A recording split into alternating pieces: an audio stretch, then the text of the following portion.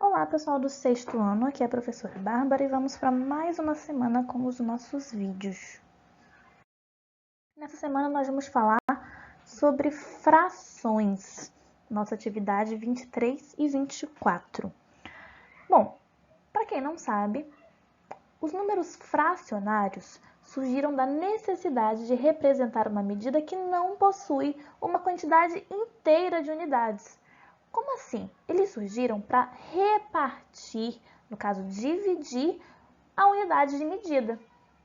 E ele é representado neste formato, onde o número que fica em cima é o numerador e ele representa a quantidade de partes que serão consideradas.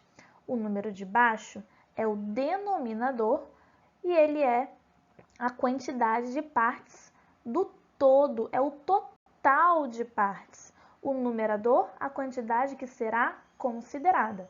O denominador, o total. Uma curiosidade. A expressão 8/18 quilates significa que em cada 24 gramas da joia, 18 gramas são de ouro e o restante é cobre e ou prata.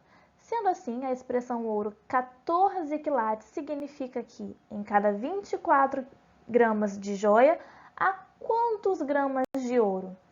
Deixar aí essa perguntinha para vocês fazerem, para vocês responderem.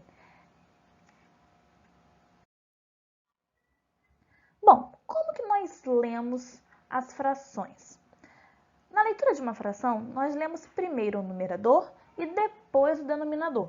As frações recebem nomes especiais dependendo do denominador. Vamos observar algumas coisas. Quando o denominador for um número menor que 10, 1 sobre 2, 2 é menor que 10, nós lemos 1 meio. Quando o denominador for 3, 2 no numerador e 3 no denominador. Então, 2 terços. Todos os números que tiverem 3 no denominador será um número com terços. 3 e 4 no denominador. 3 quartos. 2 com 5 no denominador, 2 quintos.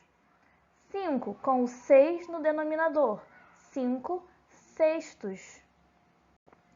4 com 7 no denominador, 4 sétimos. Quando nós tivermos 8 no denominador, nesse exemplo, com 9 no numerador, 9 oitavos. Quando nós tivermos 9 no denominador, nesse caso eu tenho 7 no numerador, então 7 nonos. Bom, quando o denominador for uma potência de 10, como assim? 10, 100, 1000 e assim por diante. Como que nós lemos? Se o denominador for 10, nós leremos décimos. Nesse exemplo, 11 décimos. Se o denominador for 100, nós leremos centésimos. Nesse exemplo, 3 centésimos. Se o denominador for 1000, nós leremos milésimo. Nesse exemplo, 1 milésimo. Quando o denominador for maior que 10 e não for uma potência de 10. Por exemplo, 40. No denominador não é uma potência de 10, mas é maior que 10. Então, nós vamos acrescentar a palavra avos. Nesse exemplo, 11, 40 avos. 12 não é uma potência de 10, mas é um número maior que 10. Então, 2 dozeavos, como nesse exemplo.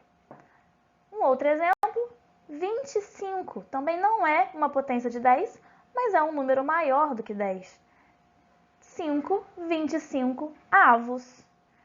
E por último, 7, 42 avos.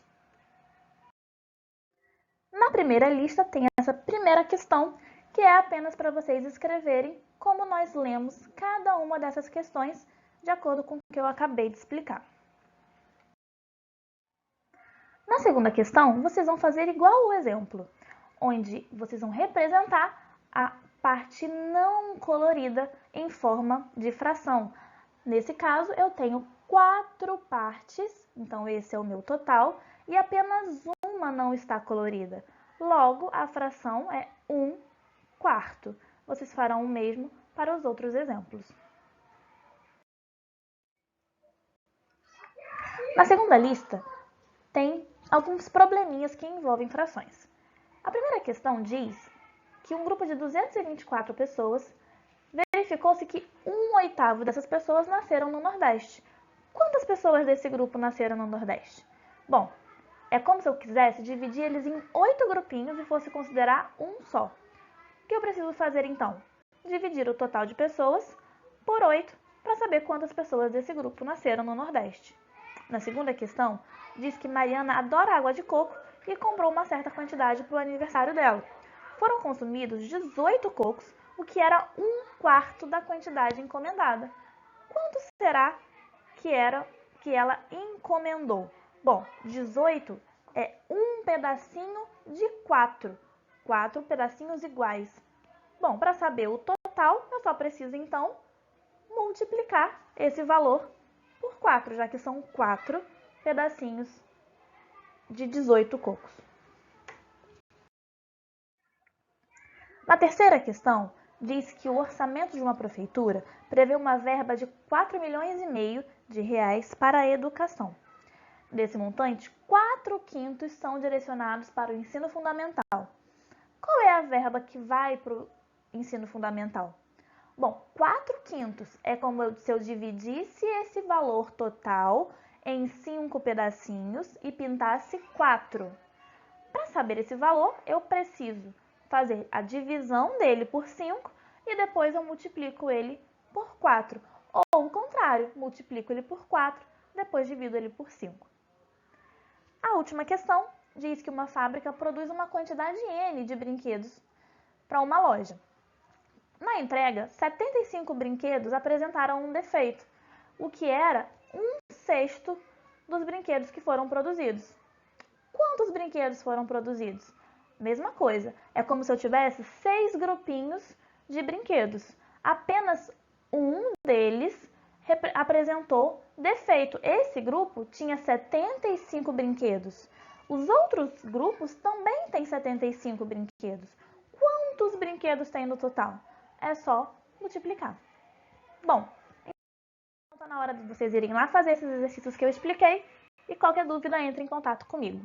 Um beijo e até semana que vem.